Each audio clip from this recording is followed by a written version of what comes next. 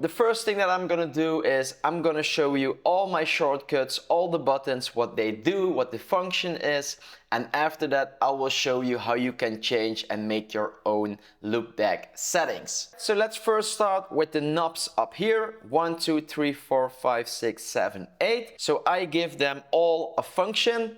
So when I hit tab number 1, I go to my media page. If I hit number 2, I go to the edit page. If I hit FN5, I go to the color page.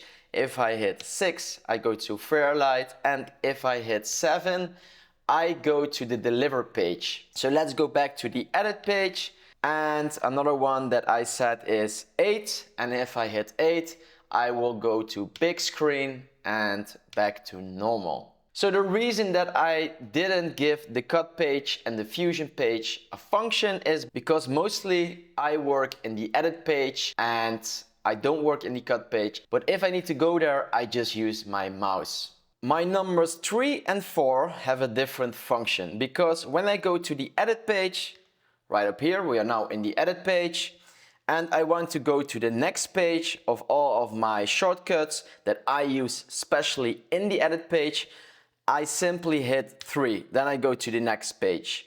When I hit 4, I go to the last page. My number 5 I set to ripple delete, and the ripple delete is basically a function that if I want to delete this clip, it will close the gap immediately. So I'm gonna show you, boom, it will close the gap. So if I hit undo, my clip is back again. Alright, so what did I do more with the FN1, FN2, FN3 button?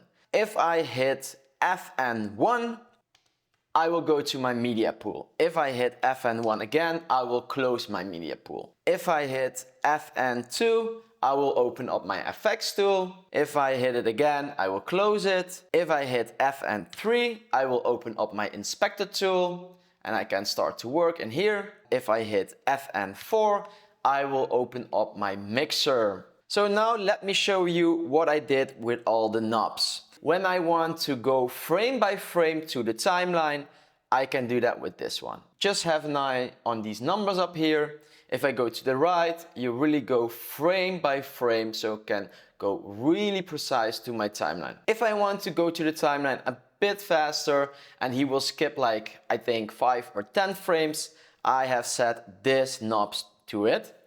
So you see I can go a bit faster to the timeline.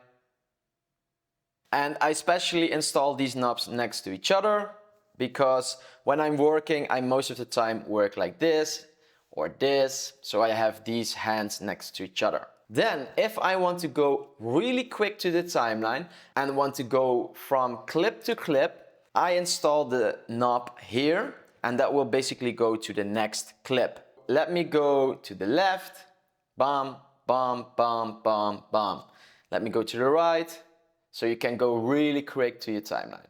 Right up here, I installed the function for zooming into the timeline. So I turn it to the right, I will zoom in. If I turn it to the left, I will zoom out of my timeline. What I did more, and this is something that I use all the time, let's say that I zoomed into the timeline and I'm working on this specific part of my video clip and I want to go back and see like my whole timeline at once. I just simply hit this button and I'm back to my timeline with all the clips in the timeline. I set this knob to the function JKL. It's a really fast way to go to your timeline. So if I go to the right, it's like normal speed. If I go one more, it's like going faster. One more to the right, going faster, faster, faster. And if I hit this button, it will stop. This is, by the way, my pause and play button.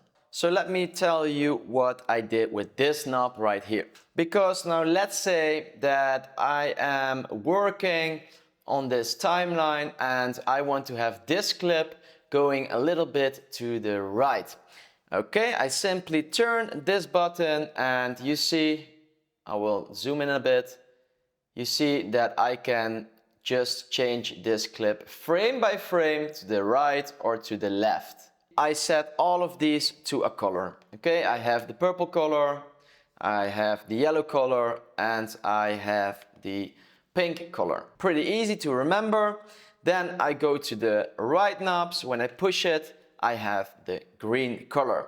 And when I push this button up here, and let's say I selected this video clip and I want in the video clip a marker, I just simply hit this button. But when I want to have the marker on the timeline, I need to select the timeline, so not the video clip. I need to select the timeline, and then I hit this knob again, and you see now I created a marker on the timeline. So when you hit it again, you can type in the name, notes, keywords, and you can give it a color. So then we have one big wheel right here, and I set it also to go through the timeline, but most of the time I use these knobs right up here to go to the timeline. And the nice thing is that you can create pages in this wheel. It's crazy, I really love it. Right up here I installed my in point and my out point. So let's say right up here I want to create that in point. Right up here I want to create an out point. I can do that all by here. So now let me explain you all the settings that I created in the editing tab. Alright, so the first thing that I installed is trim start, split, and trim end. So what does this mean? So when I have a big project, I just throw everything on the timeline and I start to select clips. You remember that I have my JKL knob right up here. I have my play pause knob right up here. So what does trim start mean? So let's say I want to go to the timeline and I like this part. So everything from here on needs to go away, but also need to close the gap. So I just simply hit trim start and everything is gone. Then I go to the right, boom, right up here I really like. I make a cut because I like this part of the video, and then I go through everything of this part of the video, and if I don't like it, I can hit 5, that is ripple delete. So let's say, stop right up here. I want to delete this part of the video clip. I hit trim the end of the video clip. Okay, so it's really easy. Trim to the left and trim to the right. Sometimes I just don't want the gap to close, but I want to have a shortcut. So let's say right up here, I want to delete this part. So if I hit this button, you see the gap will be open. If I hit this shortcut, the gap is still open. Alright, so the next shortcut is selecting everything to the right and to the left. When you have a big project, you can do that with your mouse. You need to select it, drag it. It will take a lot of time. You can also set it to a shortcut on your Loupedeck. So you need to be in the middle of the clip. And from this clip, you want to select everything to the right. You're gonna hit this button and it will select everything to the right. When you want to select everything to the left, you just simply hit the button select everything to the left. Right, so the next setting that I installed is the snap button. So basically this button up here. And I want to be able to turn it on and off. I don't want to snap into this video clip because I want to work really precise frame by frame. But if I hit the snap tool again, you will see that it will snap into that other clip. So the next button is the retime control. So let's say right up here, I want to start my speed ramping tool. So I'm gonna open up the tool, simply hitting that knob, and I can start speed ramping. When I hit it again, it will close. And sometimes I don't want to speed ramp, but I just want to change the speed of the clip. I have it next to it, change speed of the clip. Now we go to the next page. I simply can hit 3 to go to the next page, or I can swipe to go to the next page. So let's say that we have multiple gaps in our timeline and we want to close all of these gaps at one time. just simply select one gap up here and hit delete gaps, and every gap is closed in your timeline. So the next setting that I installed is link selection and unlink selection. So now if you go to the timeline, you see every time I hit a clip, it will select the video clip and the audio clip. But let's say that you want to separate these two. Okay, you simply hit this button and now you only select the video clip. So if I hit this button again, it will select video and audio. And let's say that I want to select multiple clips at once.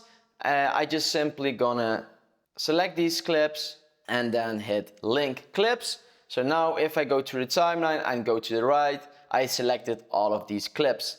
If I'm gonna hit it again, you see it's now separate from each other. The next one is find clip. So let's say you want to find this clip in your media pool, just simply hit find clip and there you have your clip. So right up here I have normalize audio.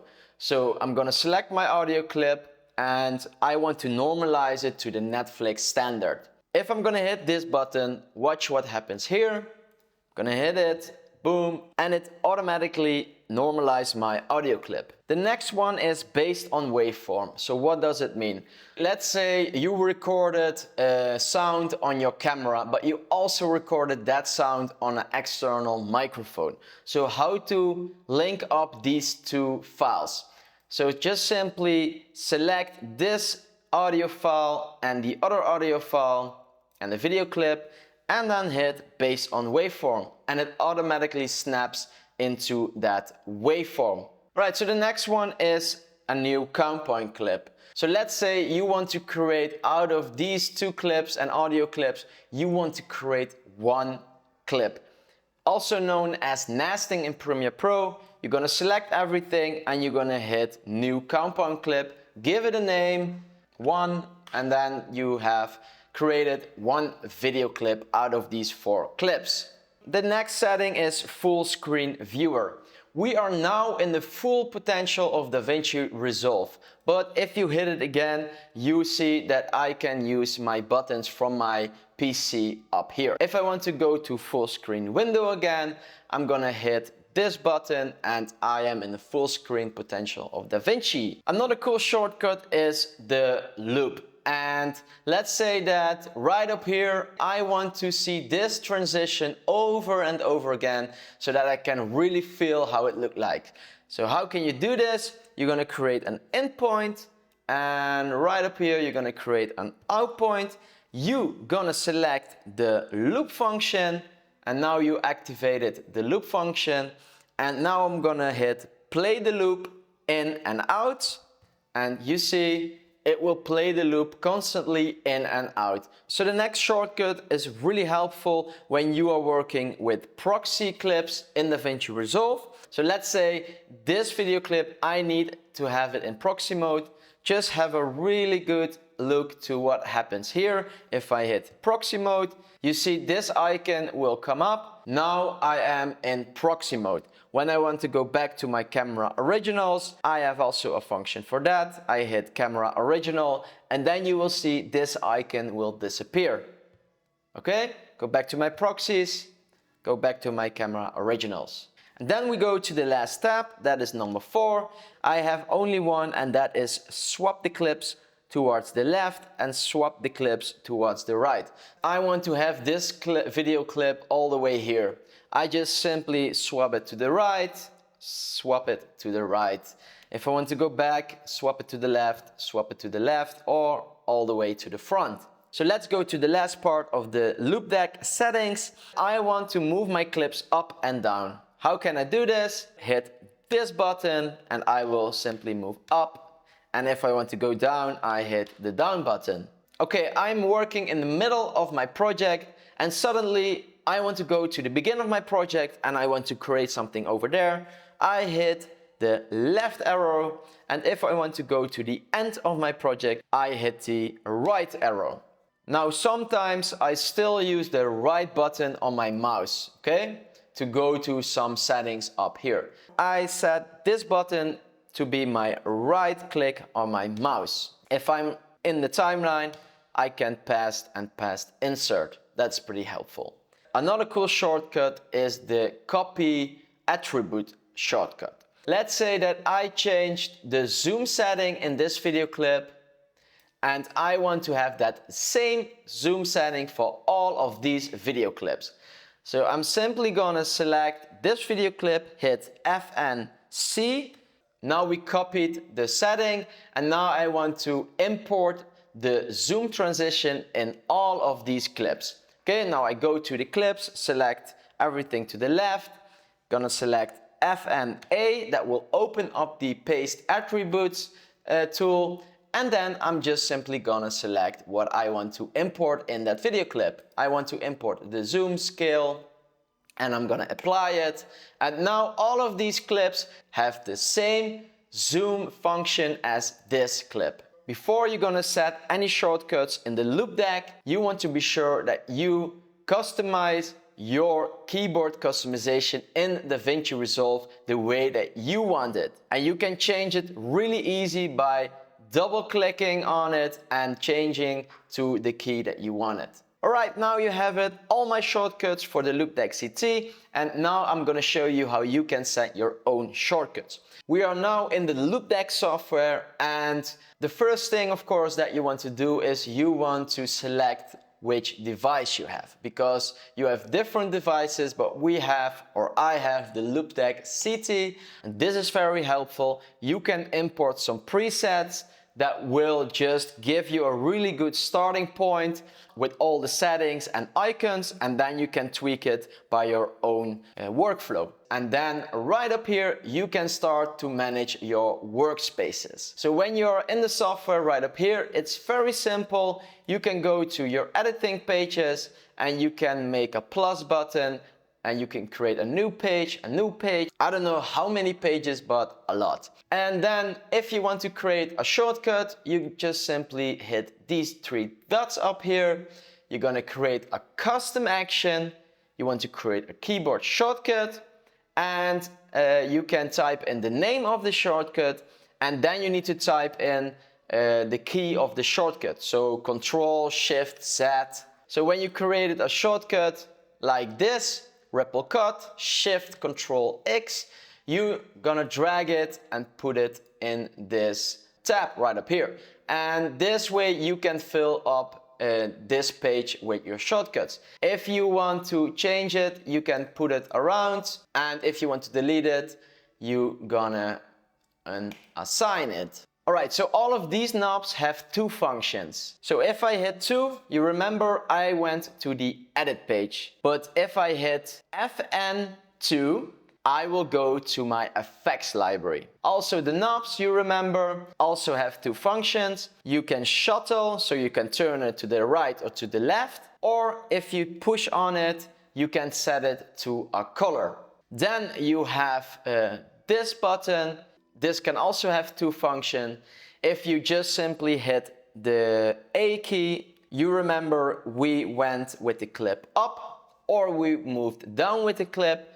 But if I hit the FN key with A, I will pass attributes. And if I hit FNC, I will copy my attributes. Then left and right, remember you go to the timeline start. And the right D button is you go to the timeline end. Then remember that we set this to mouse click right.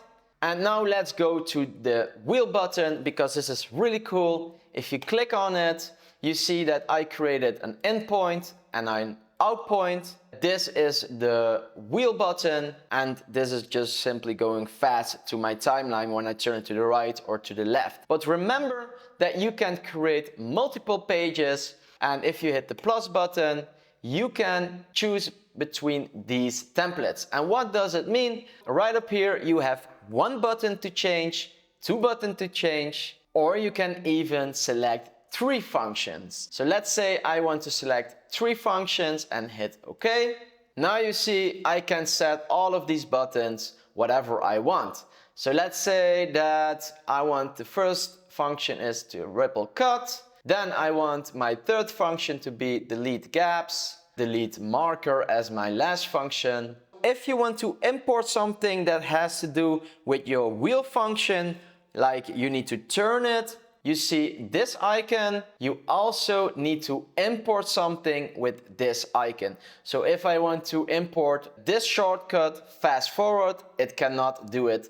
But if I want to go to this icon, to this shortcut, fast shuttle with this icon, you can do that. If you want to change the order of the pages, you can also do that. So if you want the page that we just created at the begin, you can swipe it to the begin. If you want to have it to the end, you can put it down. If you want to delete it, just simply hit delete. Okay. I would definitely recommend a Loupedeck like this because it will speed up your workflow. All right, enjoy your day and I will check you out in my next video. Bye bye.